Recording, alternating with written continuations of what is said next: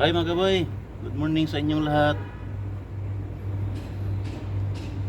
Dito na naman ako sa maliit na garden ko. Nakikita niyo mga kabay? Ah, Malimon ko, ang dami ng bunga. Saka yung atsal ko. Yung atsal ko mga kabay. Laki na ng bunga. Yan mga kabay. Kita ko sa inyo.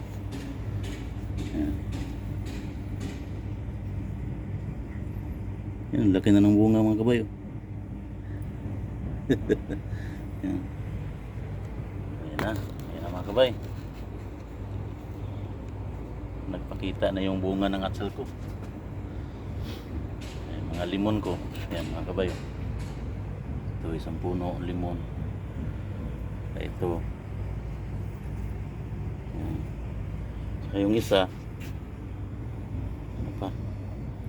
Maliliit pa yung bunga mga kabay. Ano pa siya?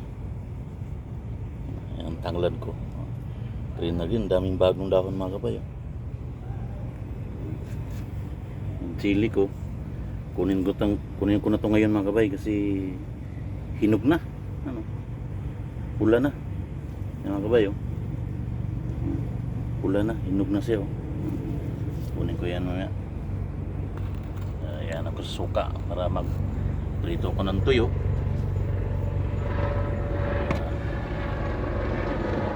Ituyo ako doon kahapon mga kabay, bumili ako ng chili. Yung chili nga kulikot. Mga kabay, mga bunga na. Chili nga kulikot, ang daming bulaklak. Dami yung chili na ang tawagin sa aming mga Bisaya is kulikot. Yung maanghang, maliliit yan. Bumili ako. Dalawa mga kabay. Ito, itanim ko to dito ngayon.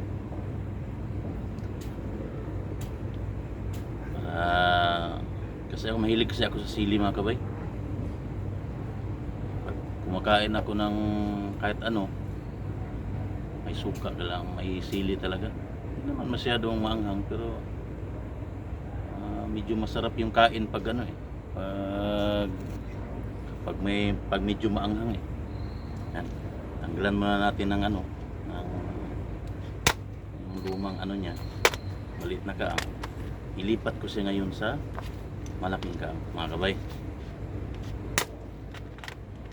Kumusta kayo dyan mga kaibigan kong magsasaka sa probinsya? Siguro ngayon nasa bahay lang kayo kasi linggo ngayon, relax, di off sa simba. Nakita nyo na ba mga kabay yung yung mga durian namin, yung lansunis na na-harvest? Siguro yung mga kabay ko, nakikita nyo na yun. Yung hindi pa nakakita, mag-subscribe kayo sa channel ko mga kabay, at saka pindutin nyo yung notification bell para updated kayo sa mga video ko. Kasi araw-araw may video ako na sa mga tanim ko. Saka yung mga durian ko at lansunis, rambutan, para makita nyo rin na ito si kabay nyo ay galing talaga sa probinsya, magsasaka. Kaya malapit ang loob ko sa mga magsasaka, dahil alam ko kung anong pagod at gaano kahirap ang magsasaka. Tapos mabuti sana kung ang mga produkto natin ay mabibinta natin ng mahal. Ang masakit, hirap na nga tayo. Ang mumura pa ng mga binibinta natin na mga kita natin sa sakahan, tulad sa lubi. Magkano lang ang kilo ngayon? Pero ganun pa man, wala na tayo magagawa. Ganun talaga ang buhay natin magsasaka. Kaya kailangan na talagang magsikap. Hindi man masyadong mahal ang binibinta natin, at least meron tayong kikitain. Katulad sa lubi, 3 buwan bago tayo magkupra. Palay naman 3 buwan din. Mais, ganun din. Lahat ng itatanim natin sa bukid, abuti ng ilang buwan bago maani. Tapos ang kita konti lang. Pero sige lang, ganun talaga mga kabay, mga kaibigan kong magsasaka. Ganun talaga ang buhay natin magsasaka. Kaya kailangan na natin dagdagan ang sikap. At huwag natin kalimutan, ingatan natin ang katawan natin, alagaan natin. Kasi yan lang yung puhunan natin sa pagsasaka. Kailangan malakas tayo. Kaya mag-ingat tayo lagi. Mga gabay, itanim ko muna tong sili. Natanggal ko na yung maliit na lagayan niya. Kaya ilipat ko to ngayon sa malaking kan. Itabi ko to sa hindi pa nakabili ng bagong kaang si kabay nyo. Kasi medyo may kamahalan. Okay naman, pero meron pa kasing mataniman dito eh. Kaya dito ko muna itabi sa limon ko. Mga kabay pakita ko sa inyo saan ko itanim. Dito ko to itanim. Yan. Yan. Yan mga kabay.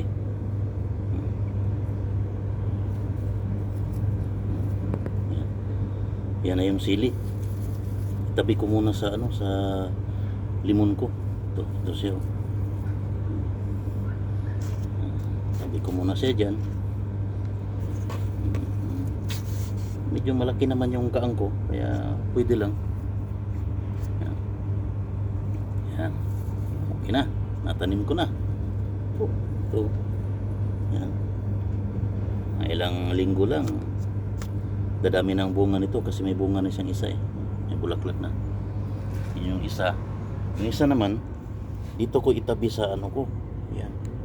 Itabi ko siya sa limon ko. Dito. Yung limon kong maliit kasi malaking kaang to eh. Kaya itabi ko siya rito. Yan. Tanggalan na lang natin ng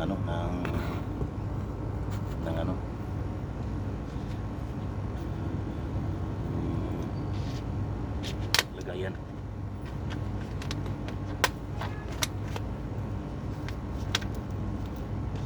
Pala mga gabay, kung nakita nyo yung video ko na umaakyat si tatay ko ng durian at saka yung kapatid ko, nanay ko, ano pala ni tatay, bukas birthday ng tatay ko. Ano na siya, 70 years old. Pero nakita nyo mga gabay, 70 years old, umaakyat pa ng durian. Kasi alaga siya sa katawan. Tayo kasing mga magsasaka, dahil araw-araw tayo yung pinagpawisan, medyo malakas yung katawan natin. Kaya tingnan nyo naman si tatay ko, 70 years old na siya bukas. Tay, pa, happy birthday. At sana dasal ko sa Panginoon, bibigyan ka pa ng mahabang buhay at marami pang birthday na dumating para sa iyo. Ingatan mo lagi ang katawan mo pa, para patagal-tagal pa kayo magsama ni nanay, ng mama ko. Tayo magsama-sama pa tayo. Kaya mag-ingat ka lagi pa. Ulitin ko, happy birthday. Mga kabay 70 years old pero umakyat pa sa durian. Tingnan nyo ang video ko mga kabay, yung nag-harvest sila ng durian. Ang kapatid ko saka nanay ko, 3 sila nag-harvest. Umakyat pa ang tatay ko sa durian. Kaya natutuwa ako kasi kahit may edad na siya, medyo may kalakasan pa. Kaya salamat sa Diyos na binigyan siya ng lakas para maalagaan pa yung mga tanim namin sa bukid. Okay, ilagay ko muna mga kabay Yan. Yan.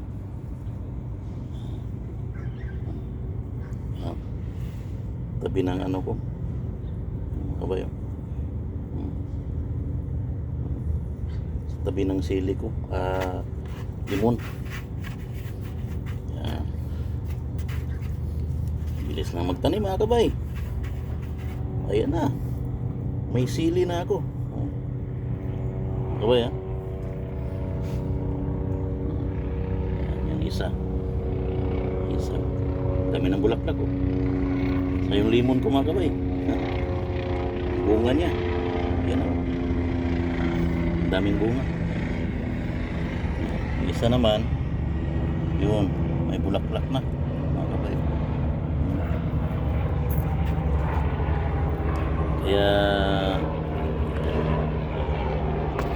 Kaya sa tuwing magtatanim ako dito mga kabay, may bagong tanim ako. Naalala ko, lagi kong naalala ang buhay ko sa probinsya noon. Magsasaka. Kaya hindi natin ismulin ang magsasaka kasi diyan galing ang mga pagkain ng mga mayayaman ngayon. Kung walang magsasaka, wala silang makain ngayon. Kung wala kami, wala kayong makain ngayon. Kaya sana mahalin nyo ang mga magsasaka na katulad ko. Sige mga kabay, nakita nyo na yung mga tanim ko rito. I-cultivate ko muna to, tapos diligan, kukuha pa ako ng tubig para medyo tsaka maglinis pa ako sa tanglad ko, tanggalan ko ng mga daong laya. Sige mga kabay ha, mga kaibigan ko magsasaka, ulitin ko, lagi tayo magdasal sa Panginoon at mag-ingat tayo lagi.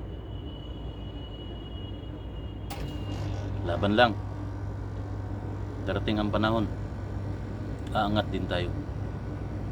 Dahil habang may buhay, may pag-asa. Okay mga kabay, ingat kayong lahat. God bless.